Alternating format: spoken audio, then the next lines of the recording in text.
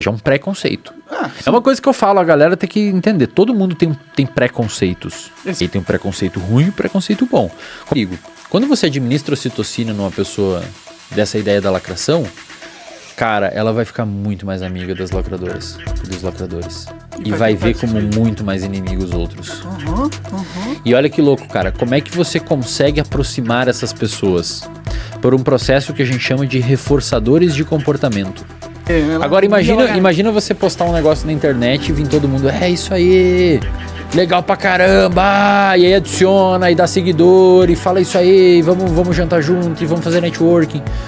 Cara, você começa a fazer esse tipo de comportamento sem pensar, porque você tá recebendo recompensa. Recompensa. E assim você cria.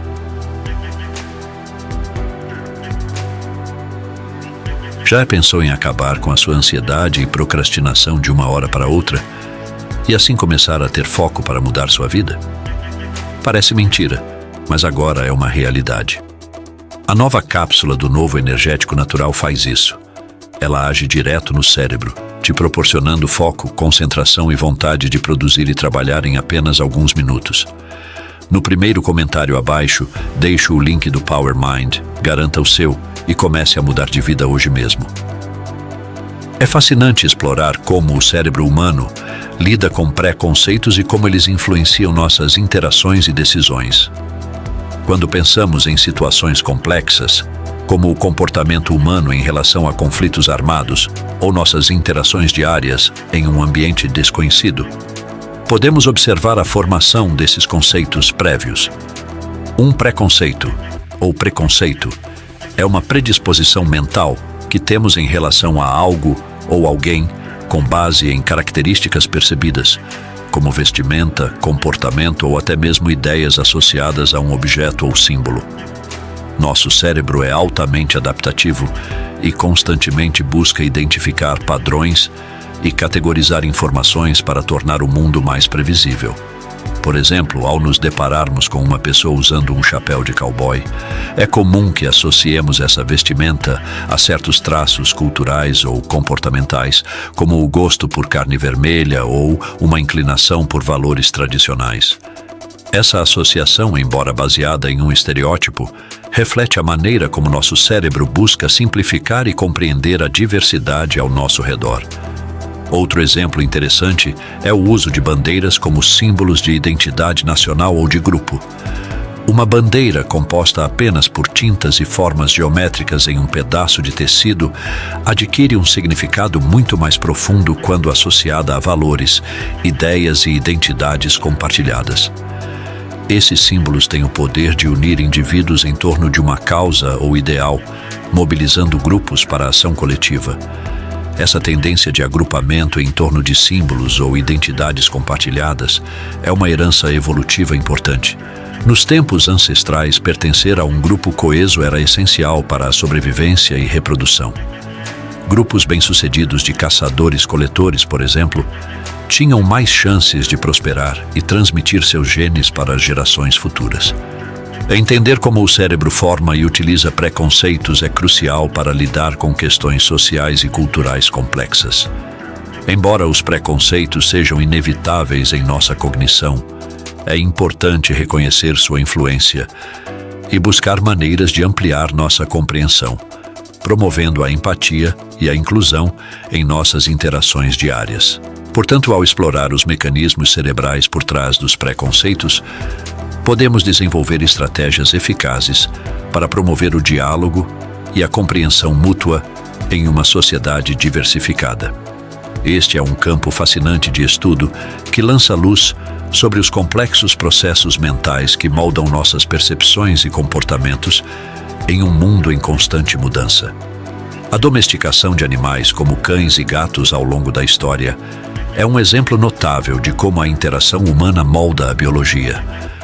Originalmente, os lobos mais dóceis foram preferidos por nossos ancestrais caçadores-coletores, que os alimentaram e reproduziram, eventualmente transformando-os em cães domesticados.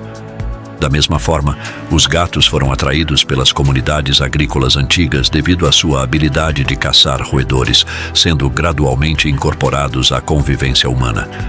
Agora, sobre a ocitocina, Esse neurotransmissor desempenha papéis cruciais tanto na fisiologia quanto no comportamento. Embora seja conhecida como o hormônio do amor, sua influência vai além disso. Durante o parto, a ocitocina é essencial para a dilatação do canal de parto, facilitando o nascimento. Além disso, promove uma ligação emocional entre mãe e bebê, facilitando o cuidado materno. Em termos comportamentais, a ocitocina está associada a uma série de efeitos sociais. Estudos mostraram que aumentar artificialmente os níveis de ocitocina em pessoas as torna mais propensas a se comportarem de maneira amigável, altruística e simpática, especialmente em relação aos membros de seu grupo social percebido. No entanto, esse aumento na coesão interna pode ter o reverso em relação a grupos externos, potencialmente ampliando a distância social e a desconfiança em relação aos outros. Quanto à cultura woke ou de lacração, termos mais associados à cultura americana, essa postura está fortemente ligada à sensibilidade e à expressão pública de virtudes morais. Pessoas que se identificam com essa cultura tendem a valorizar altamente certos ideais e se afastar de quem não compartilha suas visões. Isso pode estar relacionado aos processos cerebrais que envolvem a amígdala, uma área do cérebro responsável pela detecção de ameaças. Quando alguém identificado com essa cultura recebe um reforço positivo online, seja através de curtidas, compartilhamentos ou comentários encorajadores, isso pode fortalecer e reforçar esses comportamentos e crenças. Esses mecanismos de reforço podem ter um impacto significativo no comportamento online e na formação de identidades digitais, promovendo interações sociais específicas e até mesmo polarização de opiniões. Em suma, nossa compreensão dos processos cerebrais por trás de fenômenos como a domesticação animal, o papel da ocitocina na ligação social e os efeitos dos reforçadores de comportamento online nos oferece uma visão fascinante de como a biologia e o comportamento humano estão intrinsecamente interligados em ambientes sociais e culturais complexos. O comportamento humano é profundamente influenciado por mecanismos de reforço e punição que moldam nossas interações sociais e decisões. Por exemplo, nas redes sociais, se você percebe que certos tipos de postagens geram mais engajamento, como curtidas ou seguidores, pode acabar repetindo esses comportamentos para continuar recebendo esse feedback positivo. No entanto, essa dinâmica pode nos fazer perder nossa autonomia, levando a um comportamento de manada em busca de validação externa. É importante estar ciente desses padrões para não ser totalmente controlado por eles. Eu, por exemplo, faço questão de postar regularmente conteúdos mais densos e científicos em meu Instagram, mesmo que esses posts não recebam tantas interações como outros mais populares. Isso é uma forma de me manter consciente e evitar ser guiado apenas pelas recompensas imediatas. Quando falamos de polarização política, essa dinâmica de reforço e identificação com um grupo se torna ainda mais evidente. Grupos políticos tendem a se polarizar porque quanto mais nos identificamos com um grupo, mais diferentes percebemos os outros grupos. Essa divisão pode criar uma tensão social significativa, levando até a conflitos sérios, como vemos em alguns lugares. Um estudo interessante revelou como nossa percepção de proximidade afeta nossas escolhas. As pessoas tendem a valorizar mais a vida de seus animais de estimação do que a de estranhos humanos. Essa tendência diminui à medida que o estranho se torna mais próximo, como um amigo ou parente. Essas diferenças refletem como nosso cérebro atribui valor e identidade, muitas vezes de forma automática e inconsciente. No entanto, é importante reconhecer que essa divisão entre nós e eles é um fenômeno natural do nosso cérebro, mas que também pode ser fonte de conflitos e problemas sociais. Se pudéssemos nos unir em torno de desafios externos, como um cenário de invasão alienígena hipotético, poderíamos superar essas divisões internas e focar em objetivos comuns.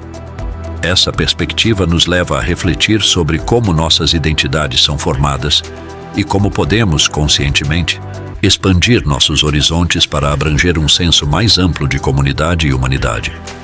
Obrigado por assistir.